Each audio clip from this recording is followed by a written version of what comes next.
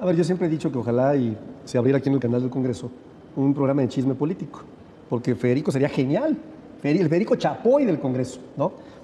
Hizo 4 o 5 acusaciones ahorita, que por cierto, de gente que no tiene un delito, que no se le pudo demostrar absolutamente nada, que las dio por válidas y no tomó con la fuerza que yo hubiera esperado de Federico decir efectivamente nos equivocamos, pésimo gobierno, pésimo Felipe Calderón Hinojosa, pésimo haber salido con los narcos, pésimo haber haber desestimado lo que le ofreció un subsecretario de la Defensa.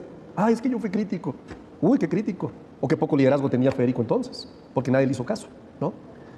Yo sí creo que efectivamente el PAN tiene la oportunidad, Federico, de ofrecerle una disculpa al pueblo de México, de pedirle una disculpa al pueblo de México por el desastre en materia de seguridad que nos dejaron. Y reiterarte, podrás tú decir que la columna de Raimundo Riva Palacio y la de García Soto te dieron elementos suficientes para poder llegar con tu análisis a esta mesa y decir que X o Y persona es culpable de algo. Yo te voy a dar una clase de derecho el día de hoy. Mientras no haya sentencia y condena, nadie puede ser responsable. Okay. Ni aún con tu imaginación puede ser responsable. Entonces, seamos serios. La única persona que tiene una sentencia y una condena es la mano derecha del narcopresidente, del narcogobierno, del Partido Acción Nacional. Federico Dorin es un experto en aventar responsabilidades. Primero, sin reconocer que gran parte del problema lo ocasionó su pésimo gobierno. No solamente aliándose con el crimen organizado. El único narcogobierno es el de ustedes, el narcopan, el que se alió con Genaro García Luna, el que hizo caso omiso a las advertencias del general Tomás Ángeles de Aguajare, el que hizo caso omiso a las advertencias del excomisario de la Policía Federal y a los dos los encarcelaron. Bueno, premiaron a Genaro García Luna.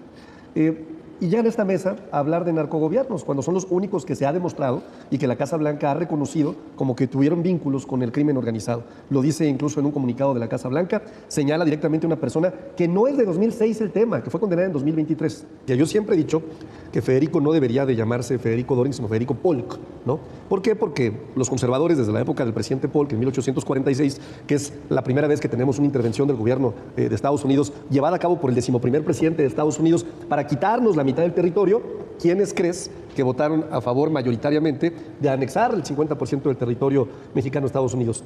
Los panistas de ese momento, los conservadores, los polquistas, ¿no? Entonces, la oposición tiene un doble discurso, porque Federico puede venir aquí a este programa y decir, no, yo di esta posición. Y luego entonces la senadora Lili Telles, cuando va a la cadena de Fox News y habla de que el gobierno de Estados Unidos debería estar interviniendo. O luego entonces cuando vemos a Marco Cortés subirse a la tribuna del Senado y decir que deberían de declarar, fíjate que curiosamente, justo previo a la orden ejecutiva, que las organizaciones criminales o de narcotraficantes deberían de ser declaradas terroristas, pidiendo la intervención del gobierno de Estados Unidos. O sea, hay una serie de cuestiones que uno no entiende.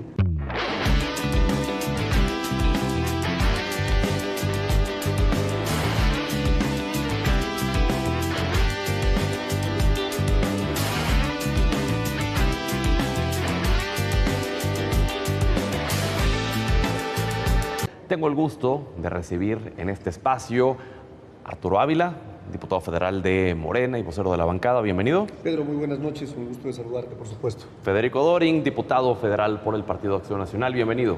Gracias, Pedro. Qué bueno que los tres venimos de azul.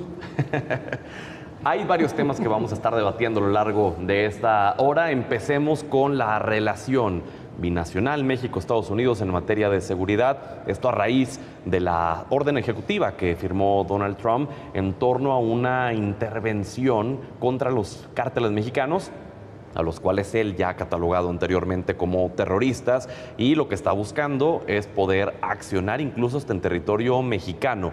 Ha habido respuesta por parte de la presidenta, pero escuchamos sus posturas iniciales, Arturo. A ver, yo empezaría por decir que México es un país soberano, un país que está cooperando con el gobierno de Estados Unidos desde que inició la presidencia de Donald Trump, y no solamente cooperando, sino que ha habido resultados significativos. Entendemos perfectamente bien que en la lógica de los panistas, por ejemplo, de los gobiernos del PRI y del PAN, que han sido absolutamente entreguistas, quizás lleguen a celebrar este tipo de declaraciones, de órdenes ejecutivas.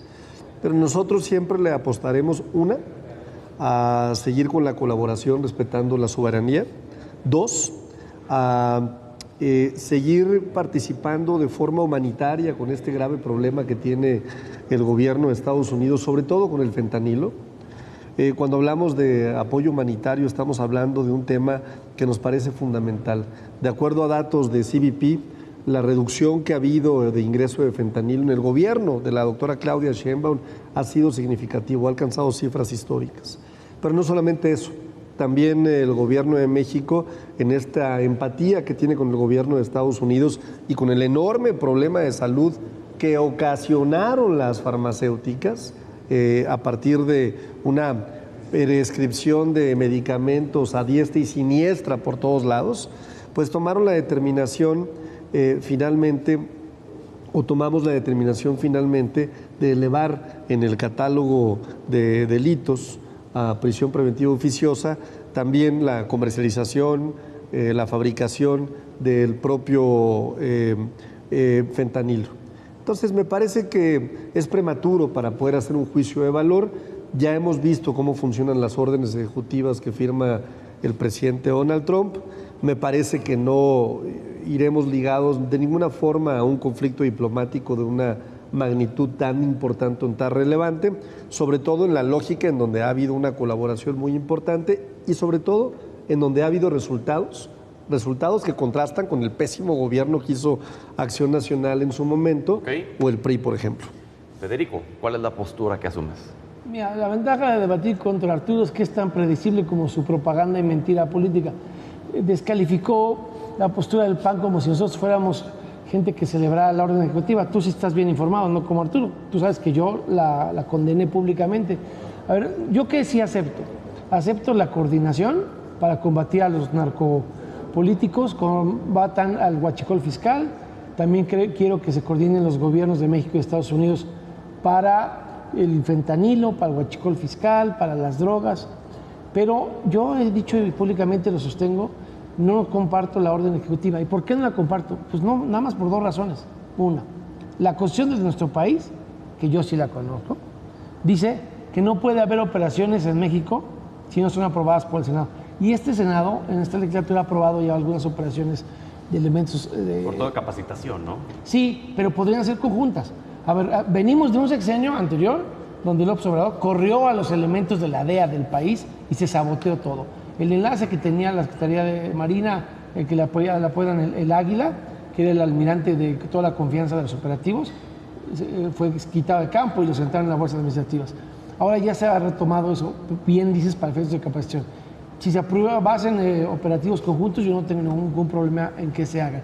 Pero sobre todo el más importante, si la puesta a disposición, si la cadena de control, si la cadena de custodia no es de puros elementos de fuerzas del orden mexicano, nos va a pasar lo que nos ha pasado, si quieres, en el caso de Florencia Cassés, de Israel Vallarta, del que me quieras poner, donde a mí de qué me sirve que venga un americano por algún narco si él no los puede poner ante el juez, para que con un tecnicismo legal los dejen libres. Entonces, ni modo, nos guste o no, los americanos tienen que coordinar con los mexicanos para poder meter a la cárcel a los que yo quiero meter a la cárcel, a los narcos de su partido y a los narcos que se asocian con los de su partido. ¿Cómo ves la postura de parte de Federico, en donde, contrario a lo que mencionabas, que algunos estarían celebrando la intervención en territorio mexicano, pues Federico lo que dice es no, se tiene que hacer de la forma correcta a través de lo que marca la Constitución? Es una posición muy hipócrita, porque por un lado dice lo que marca la Constitución, pero acto seguido, inmediatamente después dice hay mecanismos con los cuales podríamos tener, y augura, ¿no?, aquellos tiempos de Felipe Calderón donde había agentes de la DEA que operaban incluso dentro de las instituciones de las Fuerzas Armadas de forma encubierta, colaborando, violando completamente la soberanía de nuestro país. Trata de darle caminos, trata de darle salidas. ¿Para qué? Para que haya un intervencionismo. Ellos son así, es parte de su esencia. Yo siempre he dicho que Federico no debería de llamarse Federico Doring, sino Federico Polk, ¿no? ¿Por qué? Porque los conservadores, desde la época del presidente Polk, en 1846, que es la primera vez que tenemos una intervención del gobierno de Estados Unidos, llevada a cabo por el 11º presidente de Estados Unidos, para quitarnos la mitad del territorio, ¿quiénes crees que votaron a favor mayoritariamente de anexar el 50% del territorio mexicano a Estados Unidos? Los panistas de ese momento, los conservadores, los polquistas, ¿no? Entonces, la oposición tiene un doble discurso, porque Federico puede venir aquí a este programa y decir, no, yo di esta posición, Y luego entonces la senadora Lili Telles, cuando va a la cadena de Fox News y habla de que el gobierno de Estados Unidos debería estar interviniendo. O luego entonces cuando vemos a Marco Cortés subirse a la tribuna del Senado y decir que deberían de declarar, fíjate que curiosamente, justo previo a la orden ejecutiva, que las organizaciones criminales o de narcotraficantes deberían de ser declaradas terroristas, pidiendo la intervención del gobierno de Estados Unidos. O sea, hay una serie de cuestiones que uno no entiende, ¿no? Sin embargo, yo debo de reconocer que Federico es de los moderados de su partido, pero allá adentro tienen un desastre, ¿no? No se ponen de acuerdo con las posiciones. ¿Y Sin tendrían embargo, que estar todos en una misma postura? No, no, en lo absoluto. Lo que pasa es que, por un lado, Federico dice, yo me opongo, pero cómo me gustaría en aquellos tiempos en donde los agentes de la DEA funcionaban de forma coordinada mediante una serie de autorizaciones específicas, y por otro lado tienes a senadores, a senadoras, que con una postura muy de ultraderecha promueven la intervención extranjera. Federico. A ver, es que hay que retomar por qué se publicó esta última amenaza. Se publicó después de que, a ver, ni las mejores machincuepas de este compadre van a poder desviar la atención de ese tema. Se les fugó este chino de 150 millones de dólares lavados, Shang, de apellido. ¿Quién lo tenía? La Guardia Nacional. O sea, hay tanta corrupción en el gobierno de Morena, que hay tanto sabotaje a Super Batman Harfuch, que se les fugó en custodia de arraigo domiciliario ese chino. Y por eso en la furia se desató eso. Y por eso sí es necesaria la colaboración. ¿Por qué? Los túneles de Iván Archibaldo se fugó también, porque también ahí el ejército, no la Guardia Nacional, aunque depende del ejército, pero en el caso específico de Iván Archibaldo, ¿quién le dio el pitazo para que llegara 2 horas antes de que fueran por él, su primo este que le apodan el gringo, y lo chispara a través de los túneles, igual que al chino de Culiacán? El ejército. Entonces, ellos tienen un gobierno tan infiltrado por el narco que cuando hay labor de inteligencia, cuando otro país les dice, oye, ya detecté con mis aviones, con mis drones, lo que sea, que ahí está Iván Archibaldo, ve por él, que ahí está el chino, ve por él, que al chino al que quiero que me extradites porque lavó dinero de los cárteles del fentanilo 150, se les chispan, se les fugan, ¿no? Obviamente eso se tiene que mejorar. De eso no habla Arturito, ¿no? Eso no viene en los guiones que le escribe el papanatudo de Iván Escalante. Entonces, ¿de qué se trata? De que se hagan resultados eficaces, de que la información que da Estados Unidos, que no tiene México, se utilice sin cabos sueltos para que no se anden chispando los delincuentes con información de primera mano, porque siguen a salto de mata esos dos. Bueno, el chino ya no, tuvo que regresar, pero a ver, ¿y el Mencho? Si está vivo o no está vivo, es una gran duda, pero todavía no aparece.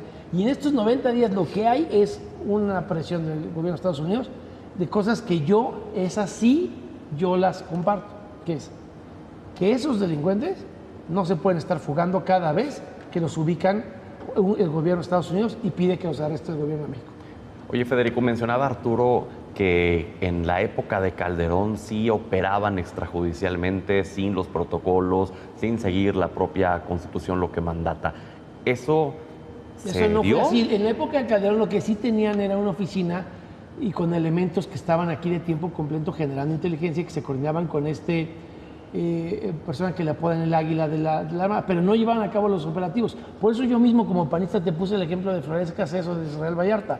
Jamás viste ningún trabajo periodístico de nadie, porque si tú hubieras ido, cuando sí existía Poder Judicial, no la corte de los acordeones aquí de mi compadre, a decir, oigan, el operativo, quién me detuvo, quién me balaceó, quién me cateó mi domicilio, fue un norteamericano, habría sido un escándalo peor que la montada, digamos, escénica de García Luna en el caso de Cassés y Vallarta.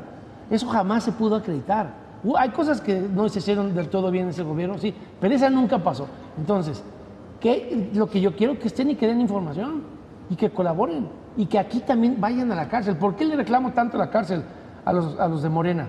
Porque irónicamente en Estados Unidos sí está pasando. A ver, la familia Jensen de Huachicol Fiscal sí está en una corte de Texas desde mayo con un proceso y están detenidos. Aquí no hay un solo caso. No hay uno solo que tenga él que me pueda decir donde Super Harfuch ya tenga un guachicolero fiscal de los barcos y los 129 carrotanques y todo eso. vinculado a procesos. Ni siquiera presentan a los detenidos, mucho menos sabemos en qué juzgado se está llevando. Pero entonces, en la época de Calderón o de Vicente Fox, o incluso hasta de Peña Nieto, pero me referiría mejor a los Había presidentes gente de otros panistas. países en México compartiendo información de inteligencia, pero no al frente de los operativos. ¿Ese podrías asegurarlo?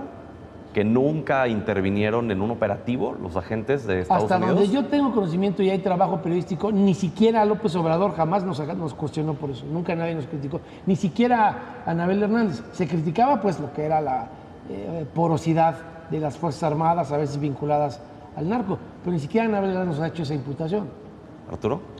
A ver, yo empezaría por ser serio en esta mesa de la problemática que tenemos compartida con el gobierno de Estados Unidos. Porque Federico Dori es un experto en aventar responsabilidades. Primero, sin reconocer que gran parte del problema lo ocasionó su pésimo gobierno.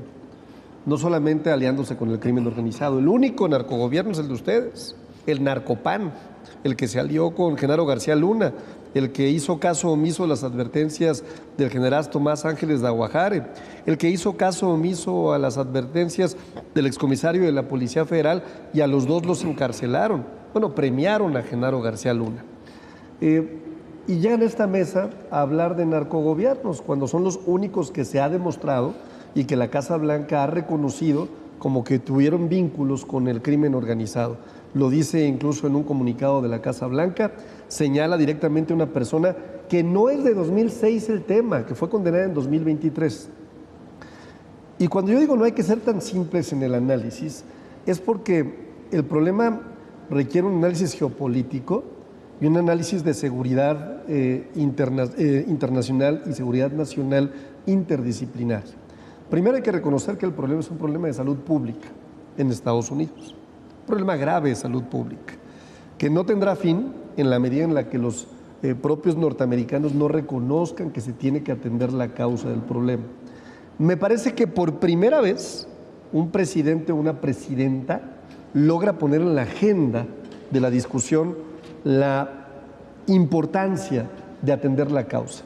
El propio Donald Trump ha dicho: vamos a hacer una campaña de comunicación tan importante como la que ha lanzado México. Vamos a tratar de generar una serie de valores familiares como los que tiene México para que no tengamos los niveles de adicciones que tenemos en Estados Unidos. Entonces, pero así como los usa para bien, también nos usa de ejemplo para mal. Hoy decía que la inseguridad en Washington estaba ya más desbordada que incluso en Ciudad de México. De acuerdo. Refiriéndose de una forma despectiva. De acuerdo, pero Donald Trump tiene esa característica de utilizar este tipo de narrativas cuando le son más convenientes, ¿no?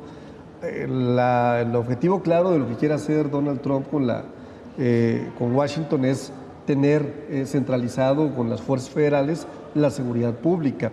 Pero lo que no dice, por ejemplo, es que en México se redujeron, por lo menos en 2025, el 61% los delitos de alto impacto. Tampoco dice que hay una reducción del 51% de los homicidios dolosos desde 2019, ¿no? Después del desastre que nos dejó el gobierno de Mancera. No nos dicen tampoco que aquí hemos desarticulado a 24 bandas delictivas de suma importancia, ¿no? Que entregamos hace algunos días 3.500 patrullas, que tenemos 90,000 policías en todo la Ciudad de México. No nos dicen también que tenemos 719 nuevos policías, y esa parte también me parece importante decir, y que tenemos también una atención de 720,000 casos reportados por vecinos, y que la percepción de la seguridad en la Ciudad de México ha mejorado de forma significativa. Pero sigues teniendo asesinatos de un alto perfil, como fueron la particular de la jefa de gobierno y uno de sus principales asesores, que podrá reducirse en el número, pero esto impacta directamente en la percepción de seguridad de la gente. Mira, normalmente cuando se va contra los delincuentes, normalmente cuando hay una lucha frontal contra los delincuentes, siempre, naturalmente, en el estudio de la seguridad nacional existen picos de violencia, ¿no? De hecho, mucha gente dice: oye, ¿por qué si están dando resultados en materia de seguridad tienen una percepción mayor en términos de inseguridad? Es un ciclo natural, ¿no? Naturalmente, hay un ataque frontal contra la delincuencia, hay un ataque fuerte contra la delincuencia y eventualmente tendrá que empatarse la percepción de la seguridad con los resultados que estamos dando. Federico. Sí, a ver, ojalá no haya salpicado mucho la sangre de la lengua que se mordió Arturo en la mesa, pero mira, es una verdadera desfachatez lo que te ha dicho. Tú le pusiste el dedo en la llaga, ¿no? Viene aquí y se llena la boca, que son muy buenos. Ni siquiera han podido encontrar a uno de los que privó de la vida a Jimena Guzmán y a José Muñoz. A ver, estos delitos siempre fueron maquillados, porque quienes inventaron que no fueran homicidios dolosos, sino muerte violenta no determinada, manipulando las estadísticas de la Fiscalía, se llama Ernestina Godoy y eso se probó. Te voy a dar un dato para que veas de qué tamaño es su cinismo. ¿Sabes cuántos celulares, que era un delito de alto impacto, el robo celular y el robo de transporte público, pero el robo celular, reportaron ellos que ocurrieron en 2023? Me sobran dedos en esta mano. 4, ¿no? Porque entonces cambiaron los delitos, los manipularon. Y en vez de que te asaltaran el transporte público, ¿no?, que era un delito de alto impacto, había sido robo, como si estuviera robado en un parque público. Y todo eso lo hizo Ernestina Godoy. Y luego esta cifra, la cantaleta de Clara Burgada, de 58% de... Sí, agarraron el año y medio que estuvimos guardados de pandemia en nuestras casas. Y entonces dijeron, sí, el quinquenio de los 5 años contra los 5 años anteriores, claro. Y entonces ellos creen que en la pandemia iba a haber robo a cuentaviente, que iba a haber robo en transporte público, que iba a haber robo a habitación. Entonces esos delitos de alto impacto es los que justifican la sangre que se mordió en la lengua este señor. Pues no bajaron los delitos. Lo que pasa es que si tú deflactaras en términos criminógenos, ese año de pandemia subieron. Entonces dicen, no, es que la percepción... A ver, los mexicanos de Chiapas no iban huyendo a Guatemala del narco en los gobiernos anteriores. Los mexicanos de este país no se sentían tan inseguros en Culiacán hace un año como ahora, porque lo que refleja la ENSU es que es la ciudad más insegura, y no lo era antes de que el gobernador Rubén Rocha dijera abiertamente que se juntó con el Mayo y con el hijo del Chapo. Así son, no Arturo, porque Arturo se dedica a ganar contratos en el ejército, pero los otros se dedican a juntarse con los narcos, a pedirles. Está el testimonio de Jocelyn Hernández, la militante morena, que ella vio que el Chapo Isidro les llevaba las maletas de dinero a Américo Villarreal y a Rubén Rocha. Eso está en una corte de Estados Unidos, testificado no solo por ella, sino por una affidavit del hermano de Sergio Carmona, el extinto rey del Huachicol. Entonces, sobre eso no hay ninguna seriedad en lo que dijo. Y la Ciudad de México no puede ser un faro. ¿Qué también dijeron? Para que veas la porosidad de su argumento y lo sangrado de su lengua, pobrecito. No te dijeron las autoridades de Estados Unidos y reconocieron las de México que le habían hackeado el C5, los narcos, a la ciudad, para con las videocámaras de la ciudad ir a ajustarle cuentas a alguien con nuestro sistema de videovigilancia. Esa es la porosidad, esa es su capacidad. Y cuando le quitaron la vida a Jimena y a José, déjame hacerte una pregunta cándida. A él no, porque ni respuesta tiene en su vida. No sirvieron las cámaras del C5. La única cámara que curiosamente no servía cuando los mataron, ¿cuál era, Pedro? La de ahí. Y el inútil ese de Salvador Guerrero Chiprés no ha podido producir, no pudieron producir ni siquiera el aseguramiento de la motocicleta o de los vehículos ese mismo día. No había ni videocámaras. ¿Quién sacó los primeros videos? Carlos Jiménez. 2 días después. No tienen la capacidad como ciudad de reaccionar ante nada. Pero eso sí, para mentir, tienen unos expertos como Arturo que están certificados. ¿Arturo? A ver, a mí me parece muy lamentable que Federico Doring trate de sacarle raja política a una tragedia como la que sucedió en el gobierno de la Ciudad de México. Pero yo estoy seguro que más pronto que tarde, Federico, habrá resultados. Ojalá. De este terrible crimen. Más pronto que tarde, más de lo que quizás tú te imaginas. Y yo me imaginaba al día siguiente porque eso pasó con Harfuch, pero bueno. Pues bueno, tú seguramente tendrás esa información porque ustedes estaban acostumbrados a capturar chivos expiatorios. No la tergiverses. Cuando ustedes estaban acostumbrados. Pero déjame terminar. Te voy a quitar 10 segundos para que veas que no mentí.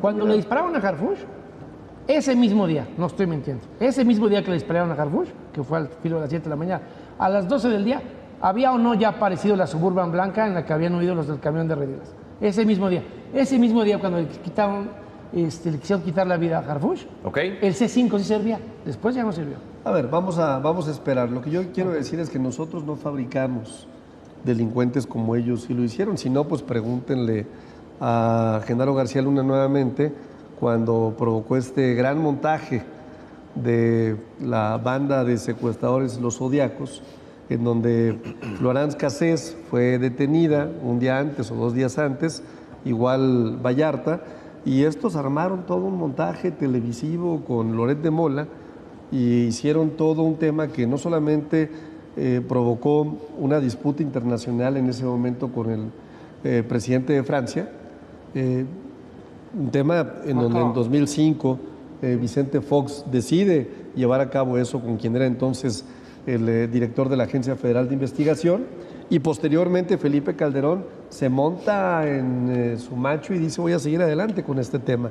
Entonces, ellos seguramente sí hubieran capturado inocentes o hubieran armado una telenovela, hubieran hecho un montaje.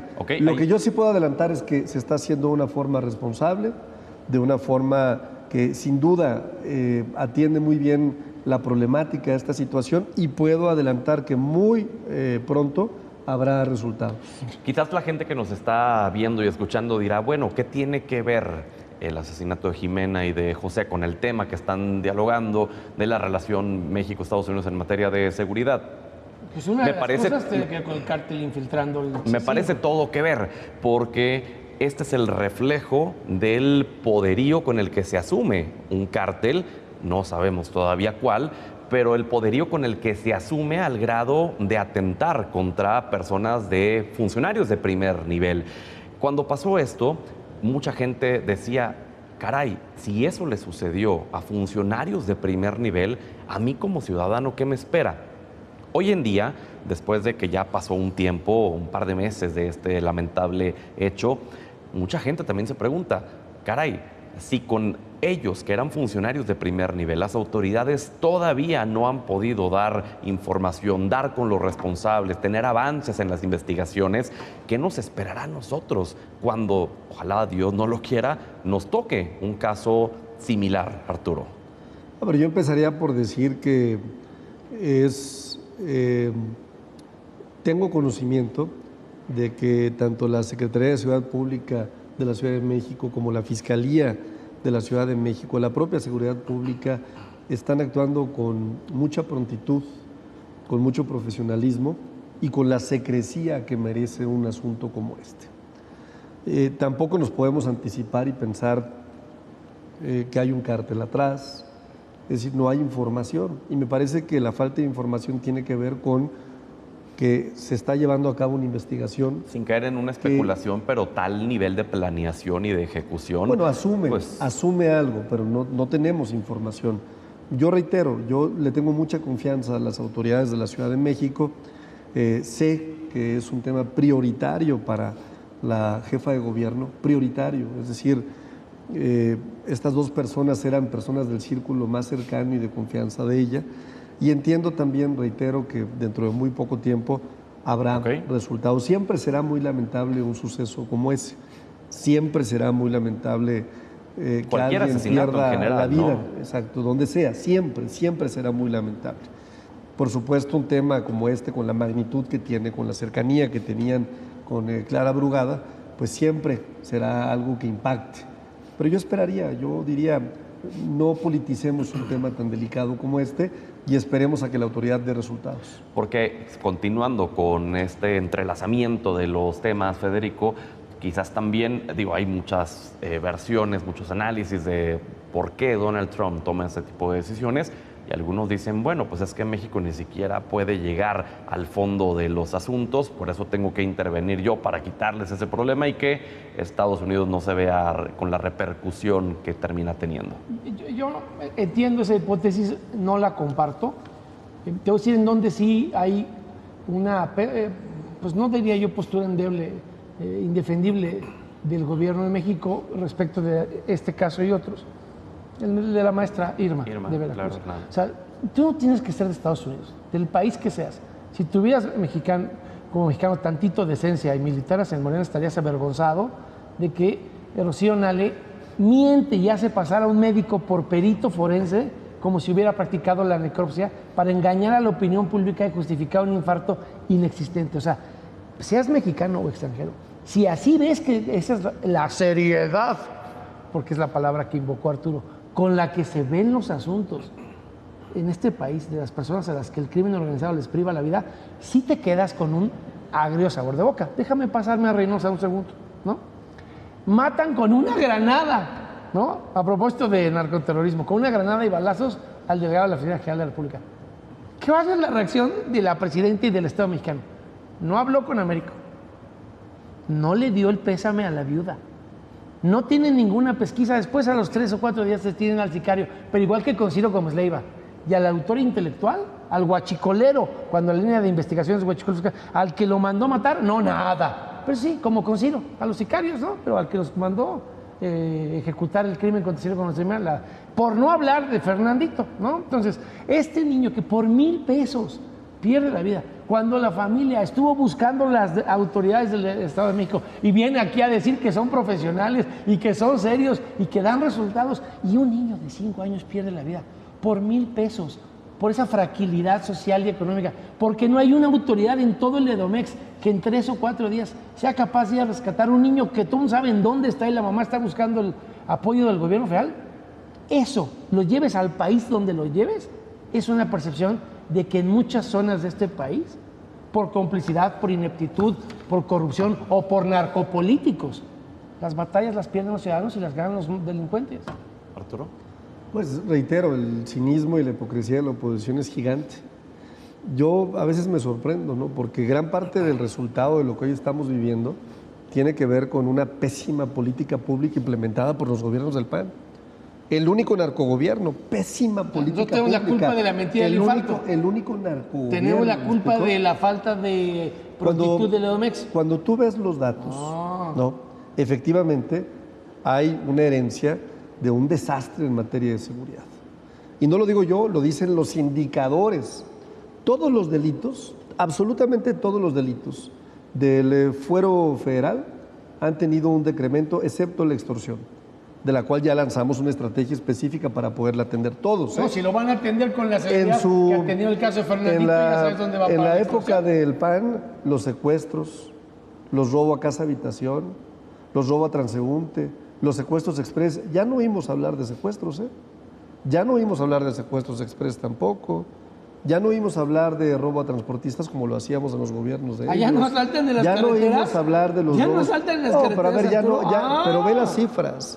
La cifra va a la baja. No, ¿Me explico? Sí, claro. Entonces, de pronto decir aquí, llegar con este cinismo, ¿no? A criticar casos específicos y súper lamentables, me parece politiquería pura, ¿no?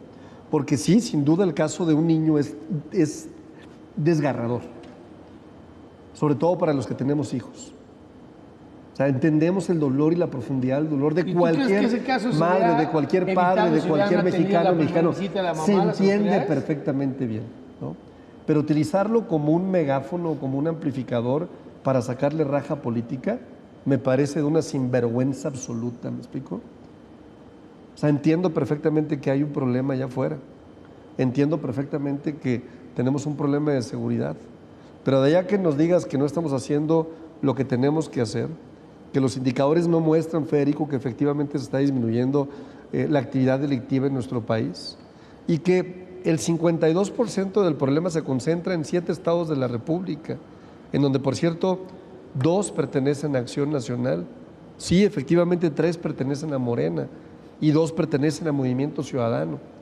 Y ese 52% representa, sí, una cifra importante y grave de los homicidios dolosos, que son el delito que más lastima a las y a los mexicanos. Es una responsabilidad pero compartida. También, sin duda, pero también sería muy ingrato dejar de reconocer que todos estos estados, en colaboración con el gobierno federal, han disminuido desde el mes de enero de este año en un promedio del 28%. Y si tú hablas con la gobernadora de Guanajuato, te va a decir, estoy trabajando de primera con la presidenta de México y estamos reduciendo la cifra de homicidios y estamos trabajando en conjunto. Eso lo dijo hace unas semanas, no lo dice Federico, claro. Si hablas con la gobernadora de Aguascalientes, te dice, yo sí me coordino muy bien con la presidenta de México. Tengo absoluta coordinación. Hace unos días lograron desactivar una banda de narcotraficantes que estaba haciendo extorsión en Aguascalientes. Y lo hicieron en conjunto con Omar García Harfuch, con el Ejército, con la Marina Armada de México, pero ahí en ambas con partes el Estado. Sería muy mezquino que por un tema político no se pudieran poner de acuerdo. Cuando hablas con Maru Campos, también de Chihuahua, te va a decir, a mí no me saquen en lo absoluto a la Guardia Nacional porque me ayudan mucho, ¿no? Y eso lo vemos con los gobernadores, que tienen, claro, una relación más directa con la problemática que se vive en cada estado de la República, porque aquí en México lo que están haciendo ellos es pura politiquería. Se suman a una agenda de politiquería pura. Y me refiero a Federico, a Jorge Romero, a Triana y a todos estos personajes que forman parte simple y sencillamente de una estrategia política que un día sí inventan una cosa, otro día sí inventan otra cosa y piensan que con esos inventos, si los repiten y los repiten, se van a volver realidad. ¿Cuántas administraciones anteriores tienen que pasar para que cambien ustedes la retórica de es culpa del pasado? Porque, Ninguna. por ejemplo, en el caso específico de Veracruz, en el caso de la señora Irma, que sí sufrió extorsión, sufrió secuestro y después, pues bueno, falleció desgraciadamente, dice la gobernadora, por un infarto propiciado por toda la violencia que sufrió. Pero en ese caso en específico se ha dado pues una polémica y muchos dicen es que nos dejaron una situación, un polvorín en términos de seguridad, de inseguridad en el norte de Veracruz, por ejemplo. Pero la administración anterior era de ustedes también, era de Cuitláhuac García. Entonces, esa es la pregunta que mucha gente se hace. ¿Cuántas administraciones tienen que pasar para que dejen de culpar al pasado? No es un tema de culpar al pasado. O sea, yo creo que la forma en la que tú tienes que siempre poder tomar una determinación de qué tan bien estás haciendo las cosas o no, tiene que ver con indicadores de gestión, es decir, con comparar las cifras, ¿no? Es evidente que cuando gobernaba el PRI, el tema de la inseguridad estaba fuera de lugar en Veracruz. Acuérdate del gobierno de Duarte. Bueno, no solamente eso, había un gobernador del PRI, que es el partido aliado del PAN, que se robó más de 3,000 millones de pesos del gobierno del Estado, se dedicó a hacer negocios nada más. El nuevo PRI, ¿no? Este gobernador que de 36 años gana la elección y se dedica única y exclusivamente a robar, a estafar al Estado. Entiendo perfectamente bien que en la medida en la que va pasando más el tiempo, tendremos que ser más responsables y habrá un margen más importante para poder compararnos con nosotros mismos.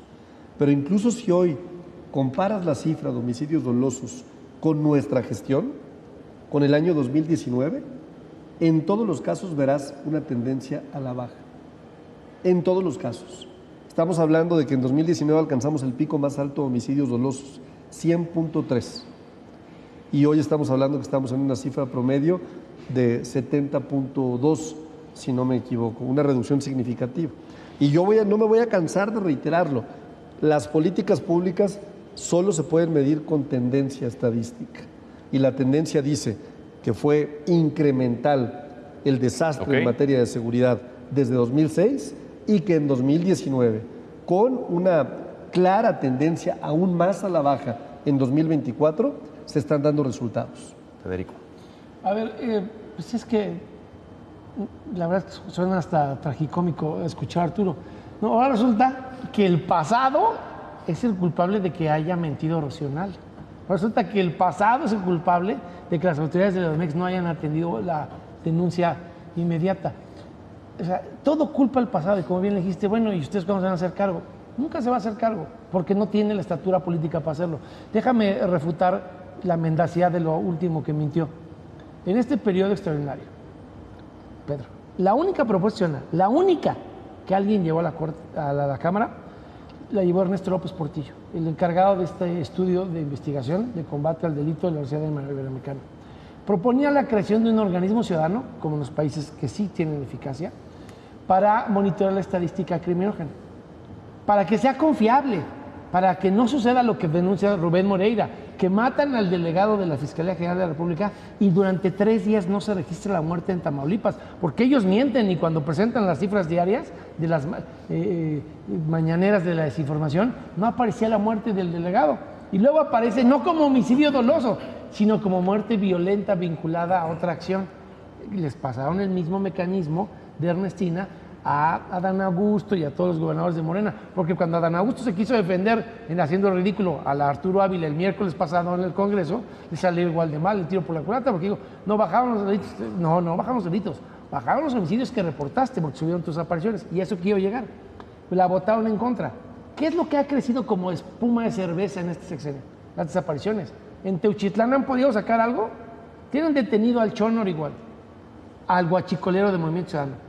Y a los que les acaban de dictar sentencia, ¿quiénes son? Los del primer cateo de la Guardia Nacional, todavía en el periodo de López Obrador. De las últimas actuaciones ya de Sheinbaum y Super Harfuch, ¿han logrado alguna vinculación al proceso adicional? No, todos los detenidos son del primer cateo, de cuando lo catearon y aseguraron el rancho y lo siguieron usando después, según se atestiguó con imágenes satelitales. No han podido vincular al proceso a nadie, ni detener a nadie, ni siquiera una sola autoridad estatal ni municipal. ¿Quiénes son los 3 detenidos? Los 3 policías de al lado y el Chono igual, ¿no? Pero de los de Morena, nadie. De los del gobierno estatal, nadie. De la Comisión Nacional Estatal de Búsqueda, nadie. De la Fiscalía, tampoco. Nada. Entonces, no tiene nada que acreditar. ¿Y qué es lo que sí ha subido? Los desaparecidos. Porque toda esa curva que viene a la baja de supuestos homicidios dolosos, sube como desaparecidos. Y entonces todo el debate de los que sí saben y no los que mienten para convivir como Arturo es que están maquillando los homicidios dolosos como desapariciones. Y es lo que te dicen las víctimas que tuvieron que marchar y llenarle el zócalo a la presidenta con esa manifestación pacífica en la que les pidió que les diera una cosa y no se las dio. Él no se las dio, ni nadie en su partido. Que las madres buscadoras y los colectivos fuesen auxiliares del Ministerio Público para que tuvieran acceso a las carpetas de investigación y para que sus hallazgos y pruebas no los pudiera regatear o demeritar la autoridad de la Fiscalía en las averiguaciones. Y no se los dio. Y ahora ya ni siquiera tenemos titular de la Comisión Nacional de Búsqueda, tenemos 2 que han renunciado por falta de apoyo y presupuesto. Así de bien investigan. Arturo, ¿qué resultados han dado en materia de la estrategia de búsqueda de personas? A ver, el tema de la búsqueda de personas es un tema mucho más complejo que venir a aventar que la cifra de desaparecidos ha aumentado. Incluso me parece de una falta de responsabilidad pensar que las personas desaparecidas son personas que ya no viven. O sea, me parece verdaderamente fuera de lugar y sobre todo me parece fuera de lugar con las personas que están allá afuera buscando a las personas desaparecidas. Pero yo tengo un dato muy importante que tiene que ver con el Registro Nacional de Personas Desaparecidas. Fíjate, al 2023 había un registro de 123.760 registros. En el pasado, cualquier persona podía entrar a ese registro y manifestar que había una persona desaparecida, subir un dato de una persona desaparecida. Cuando la Secretaría de Gobernación se da cuenta de esto, lo que hace es empezar a confrontar las bases de datos y revisa 890 millones de datos confrontados, que tiene 32 bases de datos nacionales, confronta 4 veces con 64 registros estatales. ¿Quiénes participaron? Participó la Secretaría de Educación, participó Relaciones Exteriores, Bienestar, el INE, el IMSS, participó el SAT, Salud y la Función Pública, ¿no? Lo que lograron hacer fueron jornadas telefónicas nacionales, se hicieron 87.251 llamadas. Fíjate, se identificaron 729 personas con vida, 395 personas que posiblemente ya habían fallecido. A través de la Fiscalía de la Ciudad de México se hicieron 95,000 llamadas, 85% posibles localizaciones con vida. Las acciones de búsqueda tuvieron que ver con distintas etapas que llegaron a un final en donde podían tener ellos 12,000 localizaciones por autoridades locales, 7,000 que ya están formalizadas en el Registro Nacional y 4,000 que están aún en proceso de formalizarse. ¿Por qué es importante mencionar esto?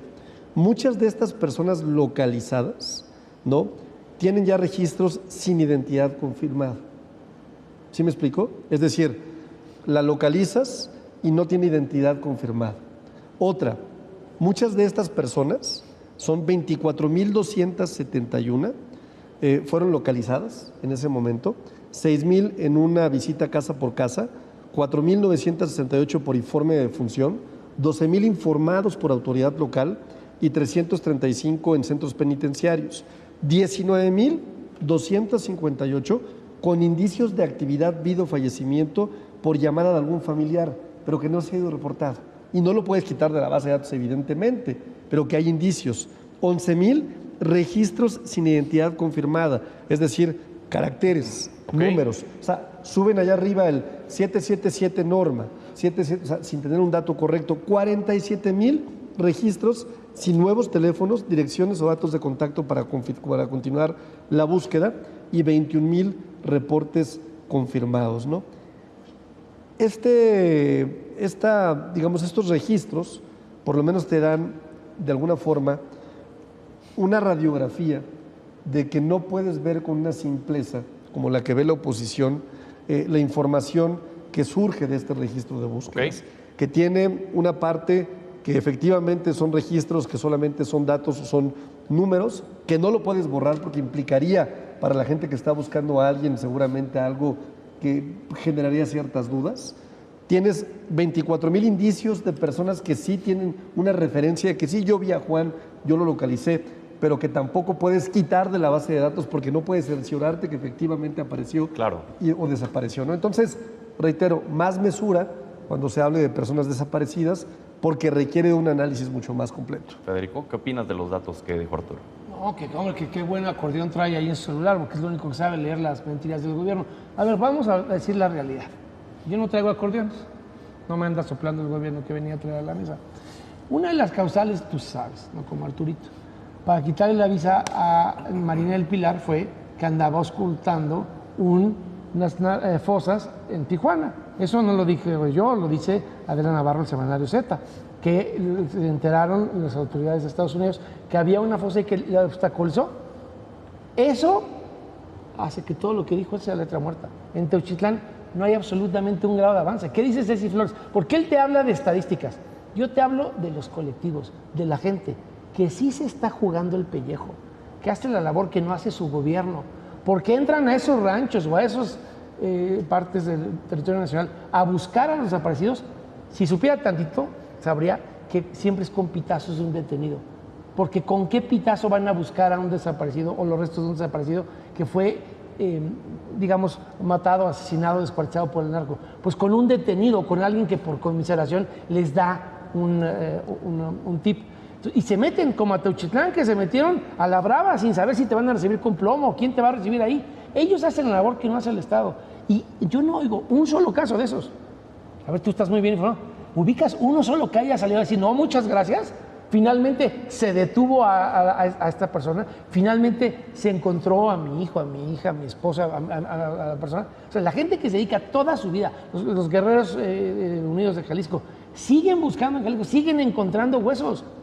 No hay detenidos, no hay vinculados a proceso, no hay sentencias, no hay resultados. Él nada más viene aquí con el teleprompter a leer lo que le están recitando en las mentiras, la desinformación a todos los mexicanos. Sí, mucha estadística, pero gente de carne y hueso, el dolor humano, el que debe de remediar a través de encontrar a los cuerpos y castigar a la justicia, no dan resultados. Y decía Ernesto López Portillo, de quien mucho podría aprender Arturo, una cosa valiosísima. Hoy día, si tú le preguntas a alguien, incluso a Super Harfuch, ¿cuál es la trazabilidad para saber cómo pasas de desaparecido a desaparecido, asesinado, descuartizado, cremado, digamos, disuelto en ácido por el crimen organizado? No hay una trazabilidad. Por eso es tan importante los desaparecidos, porque sí va a haber desaparecidos, llamaría yo silvestres, pero los desaparecidos que no tienen después certificado de defunción porque no son homicidio doloso, porque los descuartizaron o los quemaron en ácido o los desaparecieron por motivos de delincuencia organizada, son con los que él se hace tarugo, los que él no quiere asumir. Ahora, en términos de la cooperación que pueda haber entre México y Estados Unidos, porque decía la presidenta Claudia Sheinbaum que jamás va a haber una intervención estadounidense en territorio mexicano contra los cárteles, pero que sí están abiertos a la cooperación como lo han venido dando. Incluso Federico lo mencionaba al inicio de la mesa, su postura respecto a que sí haya cooperación, pero bajo los protocolos que se deben de llevar a cabo. La cooperación con Estados Unidos, con el nivel de inteligencia que pueden llegar a tener ellos en sus corporaciones y demás, ¿ayudaría realmente a resolver todos estos problemas que los originan los cárteles en territorio mexicano y que afectan directamente a los mexicanos? Sin duda, pero yo iría más lejos. El planteamiento de la solución tiene que ver con, reitero, un plan integral mucho más profundo, porque tú dices, ¿Ayudaría a arreglar un problema que originan los cárteles? No, que origina el consumo de drogas que hay en Estados Unidos, cuyo origen es el consumo de drogas. Porque si nosotros analizamos el caso del fentanilo, que es, digamos, la bandera más importante, la preocupación más importante de Donald Trump, pues ¿cuál es la historia? La historia es una farmacéutica belga que genera un medicamento contra el dolor, que es comprada por un laboratorio norteamericano en 1968 y que desde entonces empieza a prescribir a diestra y siniestramente una gran cantidad de opioides para el dolor, sin decirle a la gente que era 40 veces más adictivo incluso que la morfina, este medicamento. Y no fue hasta 2019,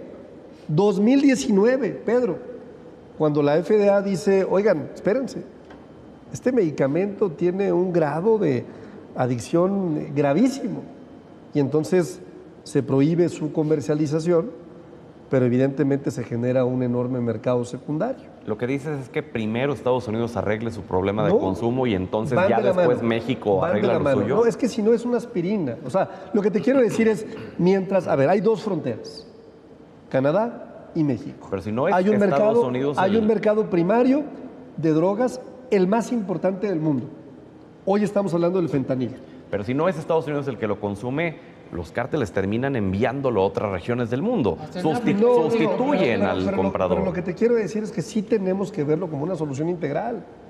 Porque compartida. Compartida, por supuesto. Pero cada quien en lo suyo. Cada quien en lo suyo, México claro. haciendo contra los cárteles, porque insisto, si te esperas a que Estados Unidos arregle el problema de consumo, ¿pero qué tendría que estar haciendo llega Estados otro? Unidos? Estados Unidos tendría que estar viendo dos cosas. Una, mi problema de salud, mi problema de adicciones y, por supuesto, el problema del ingreso de armas a nuestro país.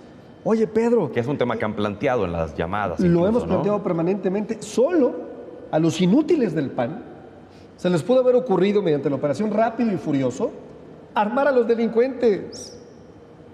Solo a ellos. Que dizque para geolocalizarlos.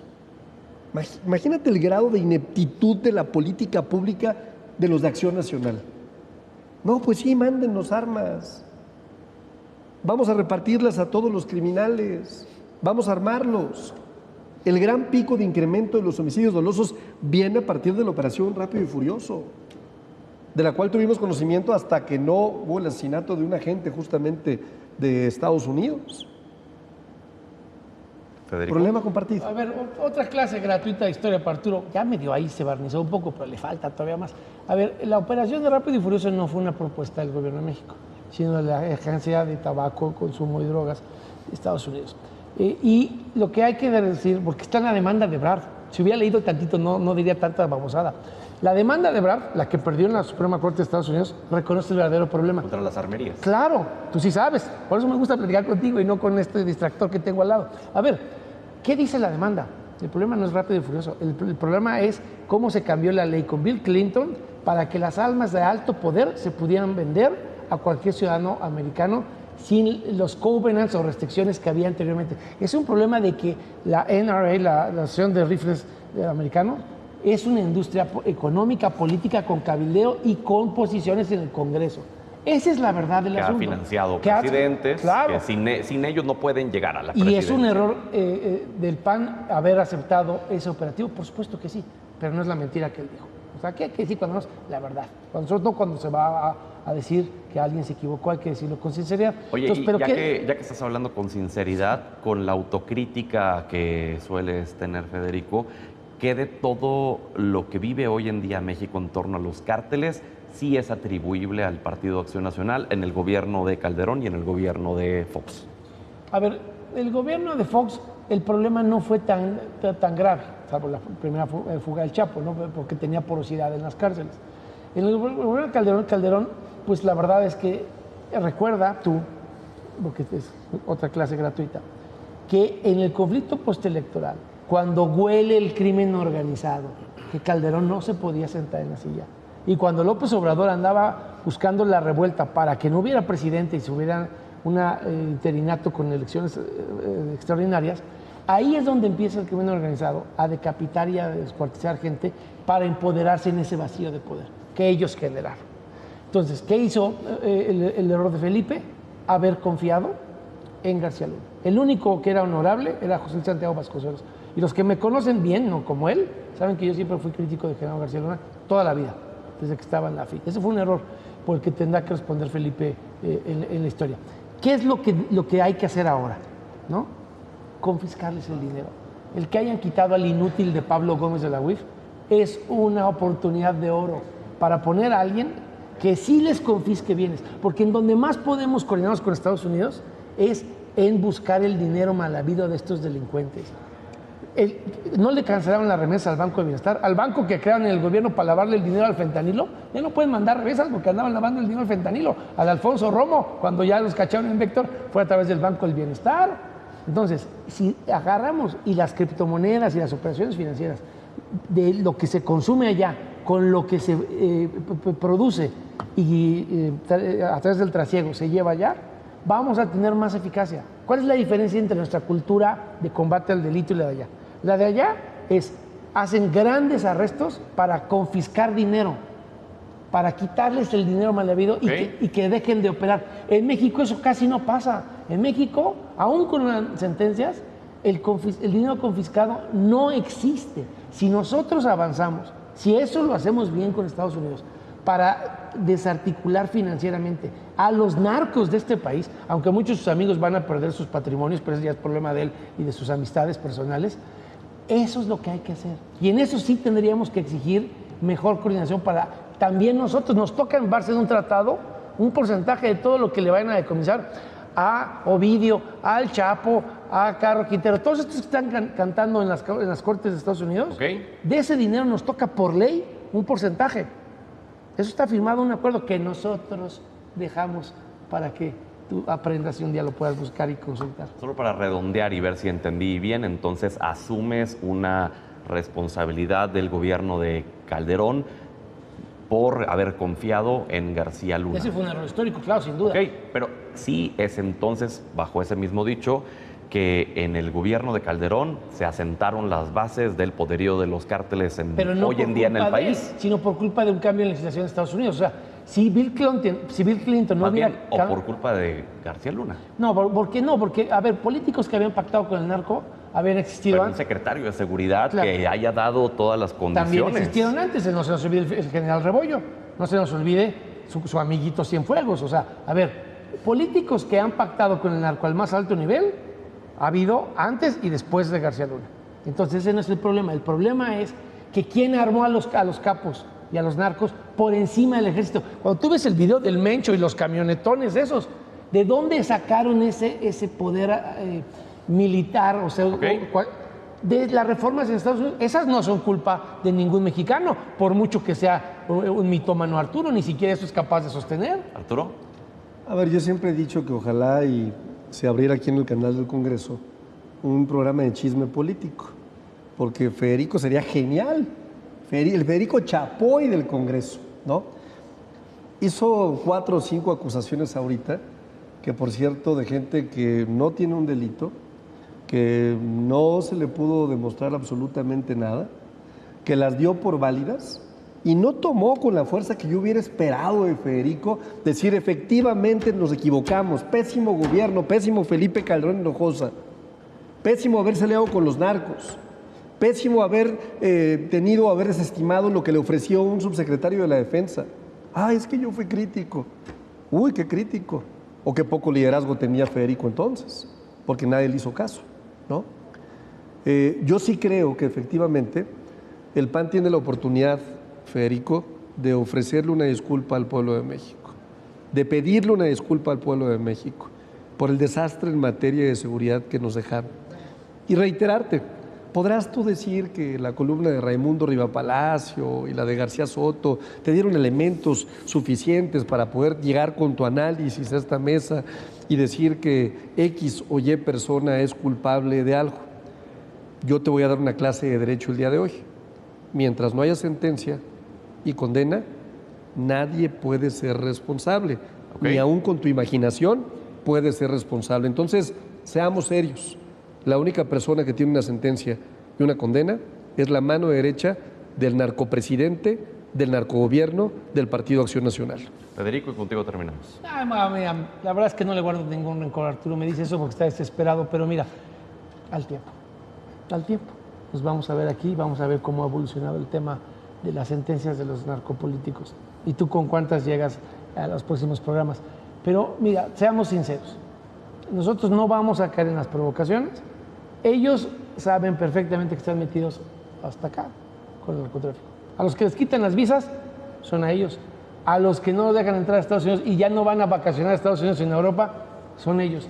Yo estoy perfectamente tranquilo de lo que yo he hecho, lo que estamos haciendo, y ojalá, y a propósito de disculpas, Adán Augusto, tú que sí eres gente seria, de todo lo que dijo el miércoles pasado, ¿sabes qué nunca digo?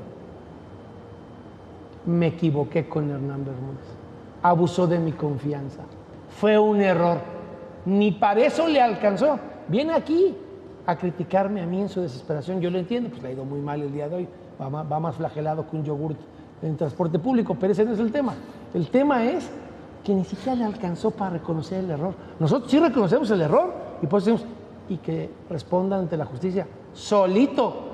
Ellos ni siquiera, ¿no? Y dice, no tienen sentencia, pues claro, ni siquiera los mandan llamar las fiscalías. ¿Dónde está Rubén Rocha? Lamiéndose los bigotes en Culiacán con un año de narcopandemia y más de 1,500 muertos.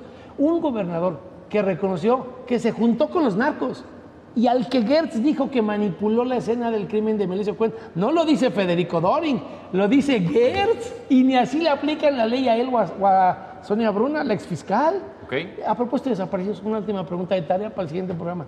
Oye, ¿y el judicial de Sinaloa que cuidaba al Mayo? El que era guarura del Mayo, pero era policía de investigación de la Fiscalía de Sinaloa. ¿Ese por qué no aparece? Ese también es de los numeritos que traías que son un error del sistema, pero que están con vida y nadie en verdad busca.